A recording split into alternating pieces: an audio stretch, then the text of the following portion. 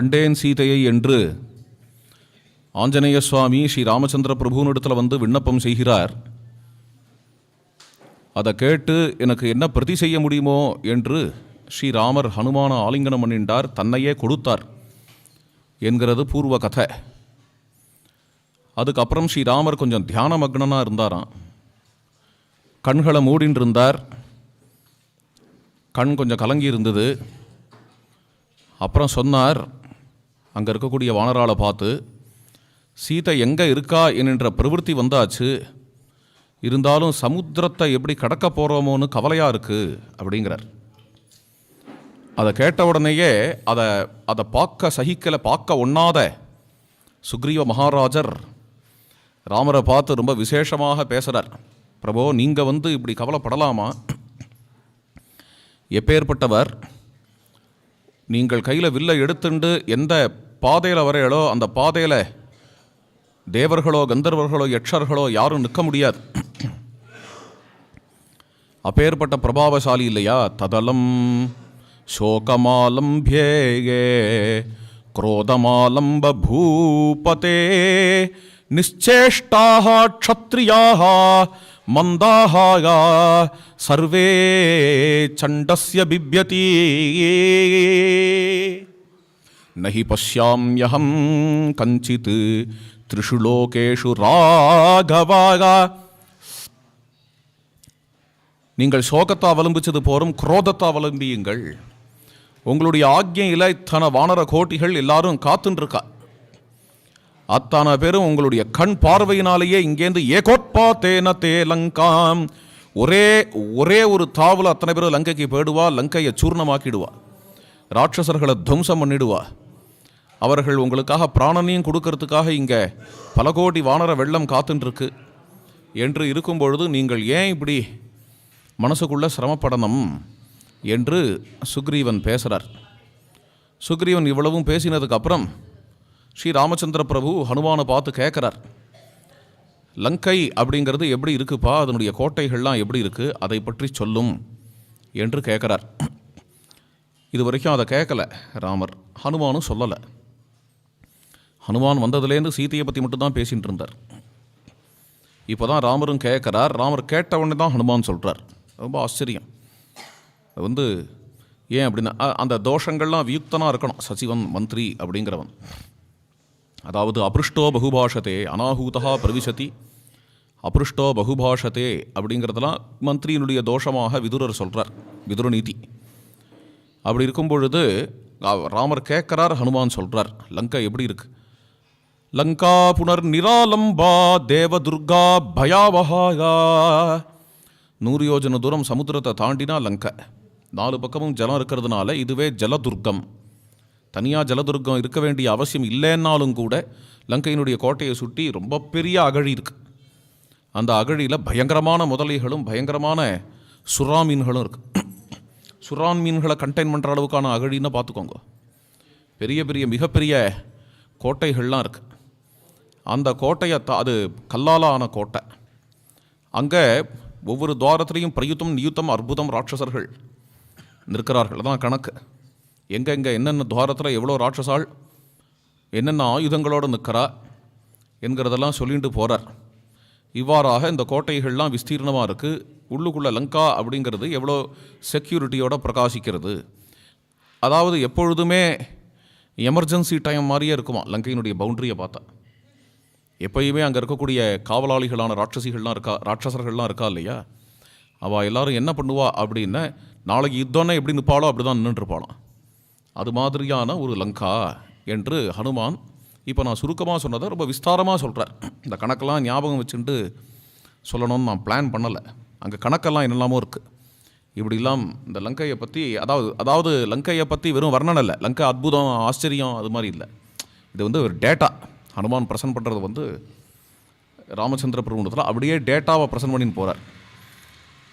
அதுலேருந்து தெரிஞ்சுக்கணும் ஹனுமானுடைய observation power என்ன அப்படிங்கிறது. அது எல்லாத்தையும் ராமர் கேட்டார், மனசில் வாங்கிட்டார். மனசில் வாங்கிட்டு முதல் வார்த்தை அவர் சொன்னது முடியும். எல்லாரும் பார்க்குறா, என்ன முடியும்? எதுவும் செய்ய முடியும். எதுவும் செய்ய முடியும் அப்படின்னா இந்த சமுத்திரத்தை தேவைப்பட்டால் வற்றடிக்கவும் முடியும். சர்வதா சுசமர்த்தோஸ்மி. அல்லது இதில் ஒரு சேது போடணுன்னாலும் முடியும். இந்த சமுத்திரத்தை ஸ்தம்பிக்க செய்யணுன்னாலும் முடியும். அதனால நாம் யுத்தத்துக்கு கிளம்புவோம் அப்படின்னு ராமருடையவே ஒரு டைகாட்டமஸான ஒரு டெம்பரமெண்ட்.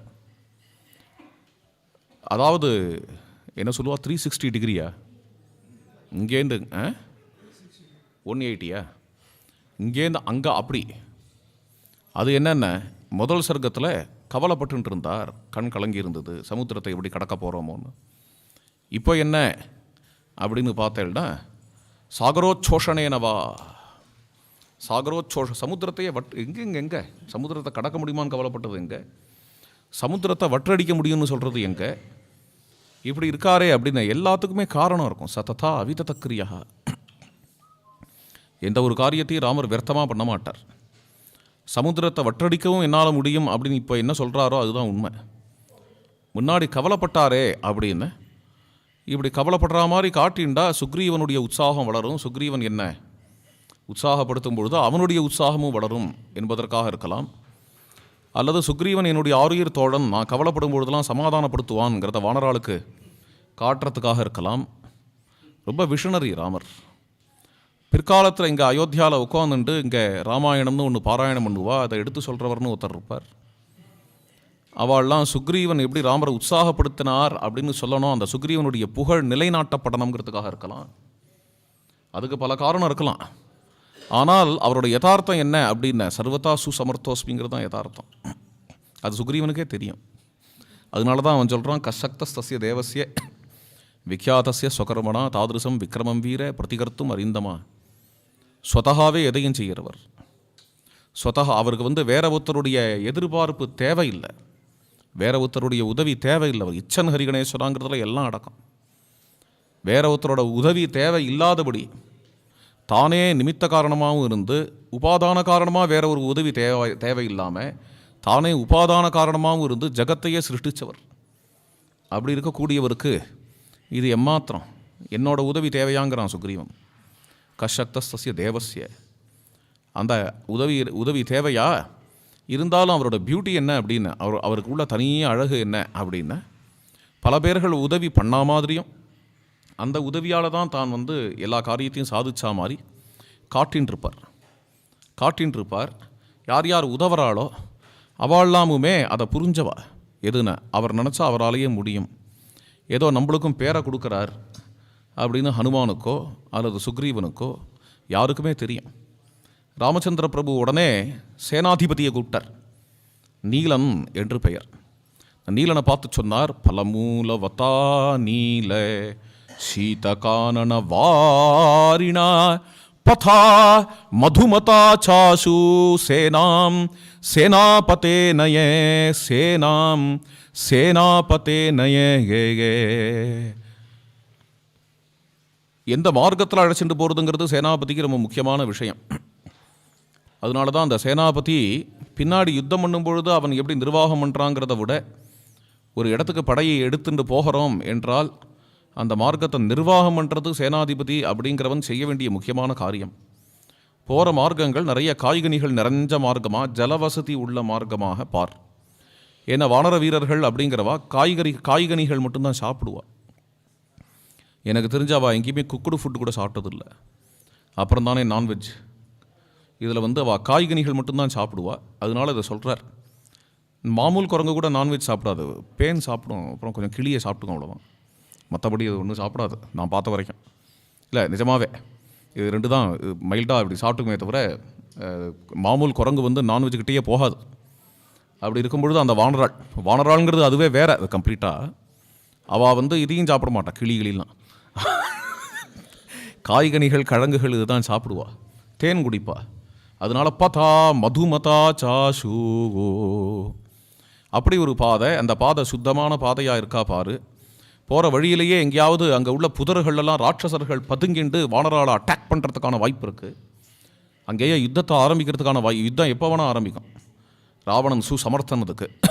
அதனாலேயே வானர வீரர்கள், அதை ராட்சசர்கள் பதுங்கி இருக்கிற இடம், பயஸ்தானங்கள், இது எல்லாத்தையும் செக் பண்ணு. போகிற வழியில் இது எல்லாத்தையும் செக் பண்ணுங்கிறார் நீலனை பார்த்து.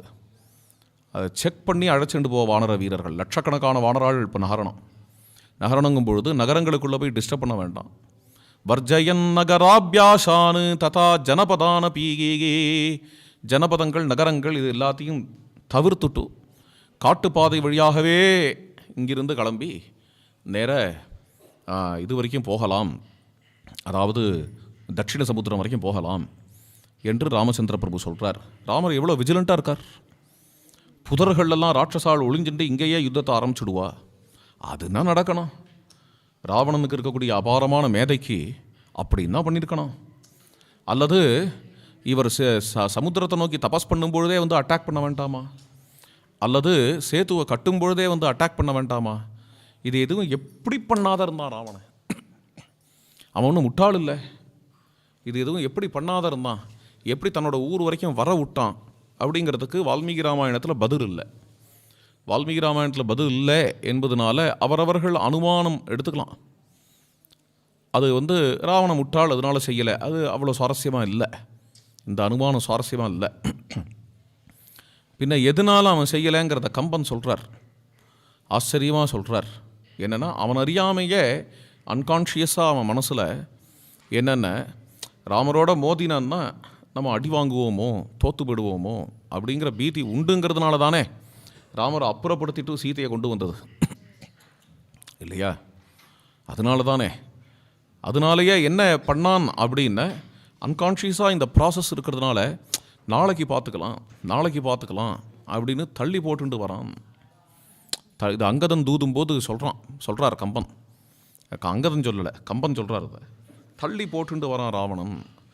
அவன் வந்து முன்னாடி யாரெல்லாமையும் அனுப்பிச்சிட்டு தான் உள்ளே உட்காந்துட்டுருக்கான். ஏன்னா அப்புறம் பார்த்துக்கலாம், அவர் யுத்தத்தை ஆரம்பித்தா பார்த்துக்கலாம் என்று நினச்சின்னு இருக்கான்.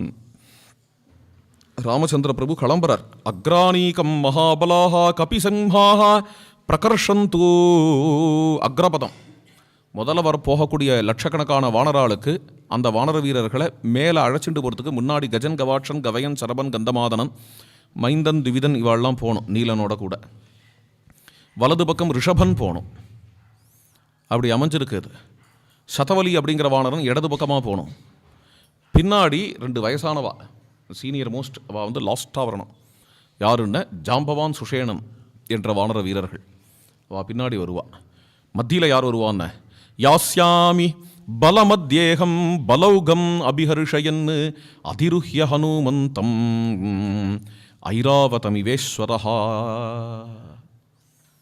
எப்படி ஒரு சரீரத்தில் அதனுடைய சென்டர் அப்படிங்கிற ஹிருதயத்தில் ஆத்மா இருக்குமோ, ஹிருதிஹேஷ ஆத்மா, அது மாதிரியாக இப்பேற்பட்ட இந்த ஒரு சேனையில், இந்த ஒரு வியூகத்தில் மத்தியில் ராமச்சந்திர பிரபு வருவார். அதுவும் எப்படி வருவார் அப்படின்னு ஹனுமான் மேலே எழுந்தருளி வருவார்.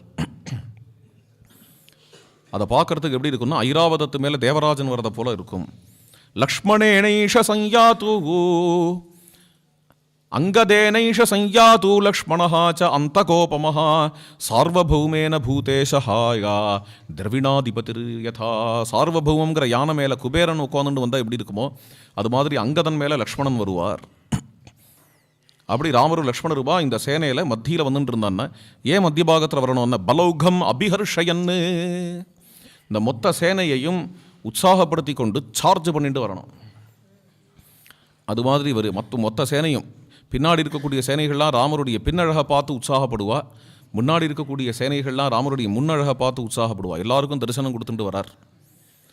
அவர் இருக்கிறதே அவரோட பிரசன்ஸே போகும். சூரிய பகவான் உதிச்சாச்சுன்னா அவா வேலையை ஆரம்பிச்சுடுவா, பட்டு பட்டு பட்டு பட்டுன்னு கால வேளையில் இல்லையா? அது மாதிரி ராமச்சந்திர பிரபு இருந்தாலே டான் டான் டான் டான்னு எல்லாம் நடக்கும். தன வானர வீரர்கள் எல்லாரும் ராமருடைய முகத்தை பார்த்து, அவளுடைய முகங்கள்லாம் தாமரை முகங்களாக இருக்கான். ராமச்சந்திர பிரபுவை பார்த்தா சூரியனாக இருக்கார். அந்த சூரியனை பார்த்து இந்த முகங்கள் எல்லாம் மலர்ந்துண்டு உற்சாகப்பட்டு வாழை எடுத்து தரையில் அடிச்சுண்டு ஜெய்ஹோ ஜெய் சீதாராம் என்றெல்லாம் கத்திண்டு ஒரு பெரிய சேனை நகருகிறது. சதைஹி சதசஹஸ்ரைச்சே கோட்டிபிஹி அயுதைரபி வாரணாபிஷ்சஹரிபிஹி யயௌ பரிவிருத்தஹா ததாயா. 100, 1000, லட்சம் முதலிய வானர வீரர்கள் ராமலக்ஷ்மணாளுக்கு சூழ்ந்து அவர்கள் நடக்கக்கூடிய அழகு, ததோ வானரராஜேன லக்ஷ்மணேனாபிபூஜிதः ஜகாம ராமோ தர்மாத்மா சசைன்யः தட்சிணாம் திசம். இவ்வாறாக சுக்ரீவனாலையும் ஹனுமாராலையும் பூஜிக்கப்பட்ட ராமர் தட்சிண திசையை நோக்கி நடந்த கதை. இவ்வாறு நகர்ந்து போயின்னு இருக்கார். எல்லா வானர வீரர்களும் ஜெயகோஷம் பண்ணிட்டு இப்படியே நகர்ந்து கடைசியாக தட்சிண சமுத்திரத்துக்கு வந்து விட்டார்கள். வர வழியிலேயே லக்ஷ்மணர் ஆச்சரியமாக சொல்கிறார், நிச்சயமாக உங்களுக்கு ஜெயந்தான் ஏற்பட போகிறது, அதுக்கான அறிகுறிகள்லாம் தெரியறது என்கிறதெல்லாம் காட்டுறார். அது என்னென்ன அறிகுறிகள் தெரியறது அப்படிங்கிறதெல்லாம் காட்டுறார். நாளைக்கு ஹஸ்த நட்சத்திரம் வந்துடும். இன்றைக்கி உத்தரா பல்குனி. இந்த சமயத்தில் நீங்கள் யுத்தத்துக்கு கிளம்புறேள். அங்கே பார்த்தேன்னா திரிசங்கு வந்து லோஹிதாங்கனாக இருக்கான், அதாவது ஒரு மாதிரி அயன் கலரில் இருக்கான் திரிசங்கு. அங்கே இது பார்த்தேன்னா இங்கே ஆகாசத்தில் உள்ள நட்சத்திரங்கள்லாம் சொல்லிட்டு போகிறார். மூல நட்சத்திரம் இருக்கே, அதுக்கு எழுத்தாப்பில் ஒரு காமெட் தெரிகிறது. இது ரேர் ஹேப்பனிங், இது ரெக்கார்டாக இருக்குது ராமாயணத்தில். இது இன்றைக்கி இதில் பார்த்தேன்னா ஆர்கியோ ஆஸ்ட்ரானமி கம்ப்யூட்டரில் லாஸ்ட்டாக இது நடந்தது 7000 வருஷம் முன்னாடி. ரேராக நடக்கும், ரேர் ஹேப்பனிங் இது. மூல நட்சத்திரத்துக்கு எழுத்தாப்பில் ஒரு காமெட் விழுறது தெரிகிறது அப்படிங்கிற லக்ஷ்மணர். யுத்தம் சம்பவிக்க போகிறது இப்போது அப்படிலாம் லக்ஷ்மணர் கமெண்ட் பண்ணின்னு போகிறார். ஜாம் ஜாம் ஜாம் ஜாம்னு இவா எல்லாரும் நகர்ந்து தட்சிண சமுத்திரத்துக்கு போகிறார். இன்னும் நிறையா சொல்கிறார் மேலே என்ன நடக்க. பொதுவாகவே யுத்தம்னு ரெக்கார்ட் பண்ணும்பொழுது மகாபாரதத்துலேயும் சரி ராமாயணத்துலேயும் சரி அந்த மேலே நடக்கிற அந்த நட்சத்திரங்களை ரெக்கார்ட் பண்ணி வைக்கிறா. அது என்ன காரணமோ, அப்போ என்ன இருந்தது எப்படி இருந்ததுன்னு. அது மாதிரியாக சமுத்திரக்கரையில் வந்து சேர்ந்தார் ஸ்ரீ ராமச்சந்திர பிரபு. சமுத்திரக்கரைக்கு வந்து அந்த சமுத்திரத்தை பார்க்குறார். இந்த பக்கம் வானர சமுத்திரம், அந்த பக்கம் லவண சமுத்திரம். இது ரெண்டுத்தையும் கவர் பண்ணுற மாதிரியான ஆகாச சமுத்திரம். இந்த லவண சமுத்திரத்திலேயே 3 சமுத்திரம் சேருறது. அது மாதிரி அந்த 3, அப்புறம் வானர சமுத்திரம் 1, ஆகாச சமுத்திரம் 1, 5 சமுத்திரம் சேரக்கூடிய காட்சி இது. எல்லாரும் இந்த வானர வீரர்கள்லாம் எழுத்தாப்பில் உள்ள சமுத்திரத்தை பார்க்குறா. பார்த்தோன்னா அவளுக்கு தன்னறியாத ஒரு உற்சாகம் கிளம்பித்து. அவள் இந்த சமுத்திரத்தை பார்த்தவனே மலைச்சு போல, அடாடா இந்த சமுத்திரத்தையா கடக்கணும் அப்படின்னு தவிக்கலை. எல்லாருக்கும் உற்சாகம் கிளம்பி அங்கே வாழை எடுத்து தரையில் அடித்து ஜெய் சீதாராம் அப்படின்னு ஒரு கர்ஜனை விட்டதில் சமுத்திரத்தினுடைய அலைகளுடைய கர்ஜனை ஒரு மாதிரி அடங்கித்து. வானராளுடைய கர்ஜனையினால சாகரம் சாம்பர பிரக்யம் அம்பரம் சாகரோபமம் சாகராம்பரயோஹோ சைவ நிர்விசேஷம் அதிருஷ்யத்தே. சமுத்திரத்தை பார்த்தோன்னா ஆகாசம் போல இருக்குது, ஆகாசத்தை போல சமுத்திரம் போல இருக்குது. ஆகாசத்தை பார்த்தா ஏன் அப்படின்னா சமுத்திரத்தில் நட்சத்திரங்கள், சமுத்திரத்தில் வந்து ஆகாசத்தில் விதவிதமான நட்சத்திரங்கள் இருக்குது, சமுத்திரத்தில் விதவிதமான புஷ்பங்கள் இருக்குது. ஆகாசத்தில் பெரிய பெரிய கிரகங்கள் இருக்குது, சமுத்திரத்தில் பெரிய பெரிய சுறாமீன்கள்லாம் இருக்குது. அதே மாதிரி ஆகாசமும் நீலவண்ணத்தில் இருக்குது, சமுத்திரமும் நீலவண்ணத்தில் இருக்குது. தாரா ரத்ன சமாகுலே. சமுத்திரத்தில் நிறைய ரத்னங்கள் இருக்குது, ஆகாசத்தில் நிறைய நட்சத்திரங்கள்லாம் இருக்குது. இப்படி பார்த்தானா சமுத்திரமும் ஆகாசமும் ஒன்றோன்னு தோன்றுறது. அதுலேயும் நீங்கள் இப்படியே சமுத்திரத்தில் போயிட்டு இருந்தோன்னா ஹொரைசான்னு ஒரு இடம் இருக்கு இல்லையா, அந்த ஹொரைசானை பார்த்தேன்னா அந்த ஹொரைசானே தெரியாத அளவுக்கு அப்படியே அந்த மேலே இருக்கிற ஆகாசம் தான் அப்படி கீழே இறங்கி வந்து சமுத்திரமாக இருக்கோ, ஆகாசத்தோட அவதாரம் தான் சமுத்திரமோ என்று சொல்லும்படியா அப்படி இருக்கு. சம்பிருக்தம் நபசாபியம்பா சம்பிருக்தம் ச நபோம்பசாயா தாதிருக் ரூபே ஸ்மதிருஷ்யேதே தாரா ரத்ன சமாகுலே தாரா ரத்ன சமாகுலே. இது மாதிரி வானராளை வர்ணிச்சுட்டே இருந்தவர் திடீர்னு வானராளோட வர்ணனையை நிறுத்திவிட்டு தன்னுடைய கேமராவை திருப்பி இப்படி சமுத்திரத்தை காட்டுறார். ஏன் நடுவில் சமுத்திரத்துக்கு கொண்டு போனார் அப்படின்னு இந்த மூடை சேஞ்ச் பண்ணணும். இப்போ இதுக்கு சாகித்யத்தில் சஞ்சாரி பாவம்னு பேர். அது என்னென்னா ஒரு ரசம் டீல் பண்ணிகிட்டே இருக்கும்பொழுது வேற ஒரு ரசத்துக்கு போகணும் அப்படிங்கிறதுக்கு சஞ்சாரி பாவம்னு பேர். ஒரு உதாரணம் சொல்லணும்னா சாகுந்தலத்தில் துஷ்யந்தன் கண்வாசிரமத்துக்கு போனான். அங்கே சகுந்தலையை பார்த்தான். சகுந்தலையோட சம்பாஷணைகள் சல்லாபங்கள்லாம் நடக்கிறது. அதுக்கப்புறம் சகுந்தலை கிளம்பி போயிட்டா ஃப்ரெண்ட்ஸோட. இவன் ஏகாந்தமாக இருக்கும் பொழுது அஸ்வஸ்த ஹிருதயனாக இருக்கான். அந்த சகுந்தலா ஸ்மரணமாகவே இருக்குது. இதெல்லாம் சாஃப்ட் விஷயம். அது விஷயமாக அவன் வந்து தனியாக பேசிகிட்டு இருக்கான், சாலிலிகேஸ் பண்ணிகிட்டு இருக்கான். அந்த சமயமாக என்ன ஆறுது அப்படின்னு பார்த்தேன்னா அவன் இங்கே வந்த காரணம் வேறு. இவன் வந்த வேலையை விட்டு இதெல்லாம் பண்ணிகிட்டு இருக்கான். அது என்ன அப்படின்னு பார்த்தேன்னா கண்வாசிரமத்தில் வந்து சில ராட்சசால் உபதிரவம் பண்ணிகிட்ருக்கா. அவளை துவம்சம் பண்ணி இங்கே தபசை காப்பாற்றணுங்கிறதுக்காக வந்திருக்கார் கண்வன் துஷ்யந்தர். அது வந்து அதனால் வந்து ராட்சசால் வர காலம் அப்படின்னா அது சில டயத்தில் வருவாளாம். அப்போ விஜிலண்ட் ஆகணுங்கிறதுக்காக ஒரு டமாரம் அடிக்க சொல்லியிருக்கான், ஒரு பேரிகை முழங்க சொல்லியிருக்கான். அந்த பேரிகை முழங்குறவன் வந்து அடிச்சுன்னு வரான். சைனிகர்களே ஜாக்கிரதையாக இருங்கள், இப்பொழுது ராட்சசாலாம் வரப்போறா, வந்துடுவா அப்படின்னு பேரிகை அடிச்சுன்னு வரான்.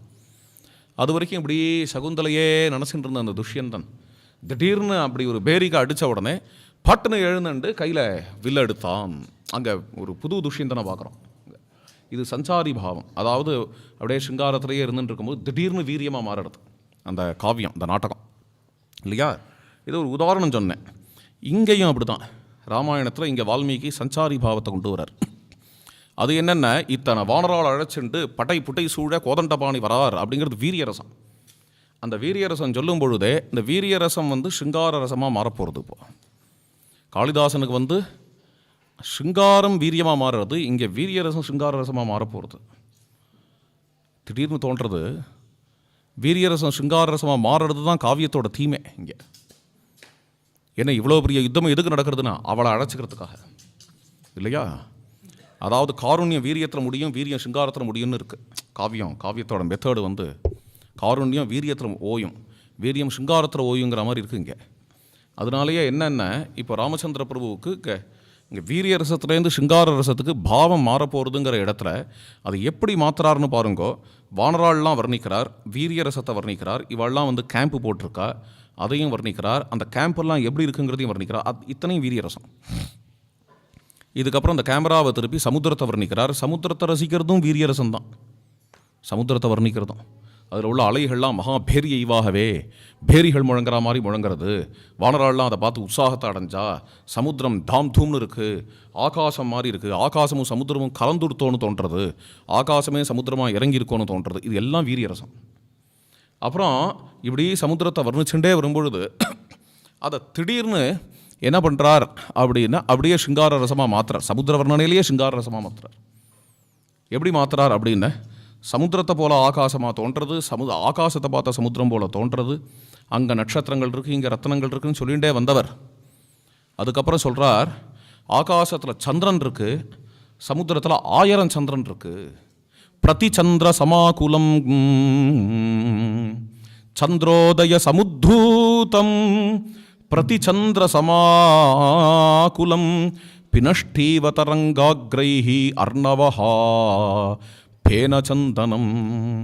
ஆகாசத்தில் சந்திரன் இருக்கே, கீழே 1000 சந்திரன் இருக்குன்னு எப்படி சொல்லுவேன்னு ஒவ்வொரு அலையிலையும் அந்த சந்திரன் ரிஃப்ளெக்ட் ஆகுது.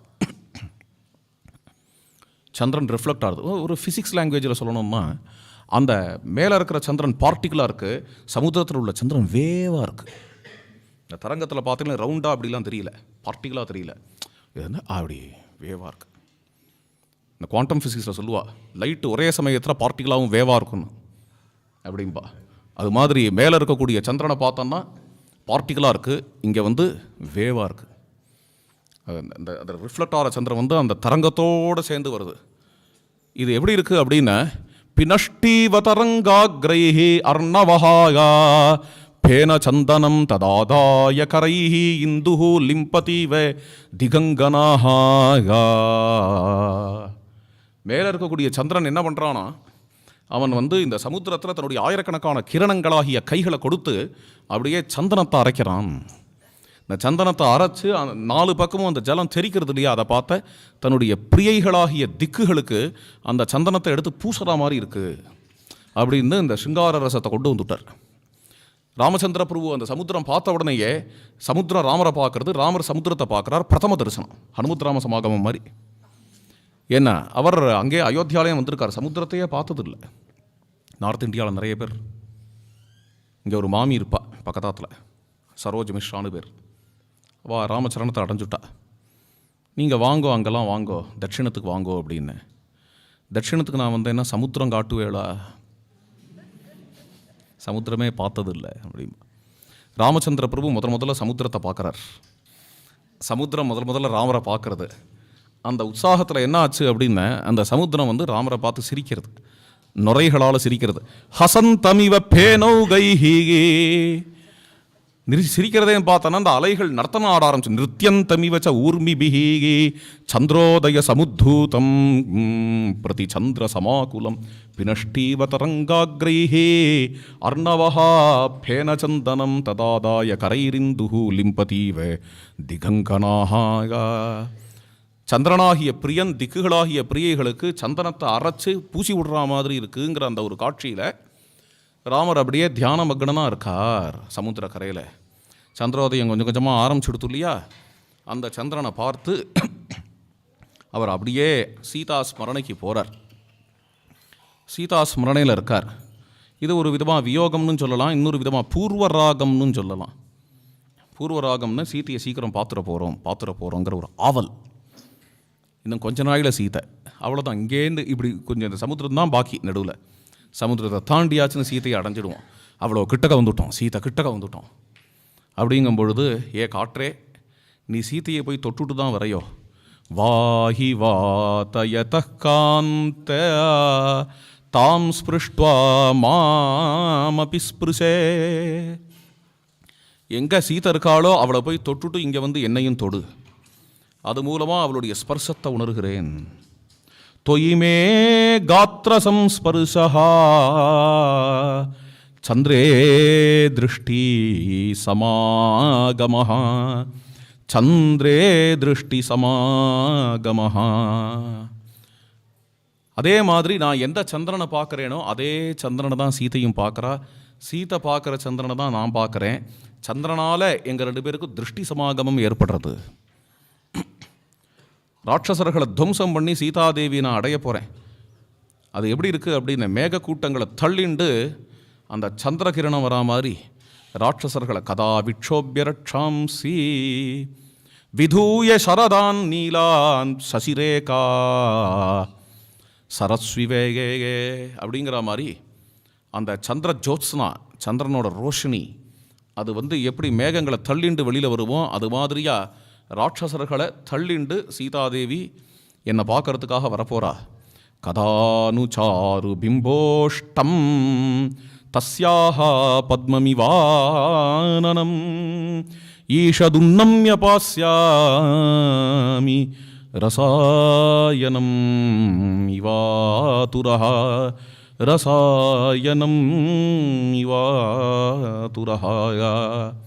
கொவ்வைப்பழம் போன்ற அந்த அதரம், தேவியினுடைய அதரம், தேவியினுடைய திருமுக மண்டலத்தை சற்று உயர்த்தி, ஈஷத்து உன்னம்ய சற்று உயர்த்தி அந்த அதரபானம் எப்பொழுது பண்ண போகிறேனோ அதுக்கான காலம் சீக்கிரமே வந்துட்டுருக்கு.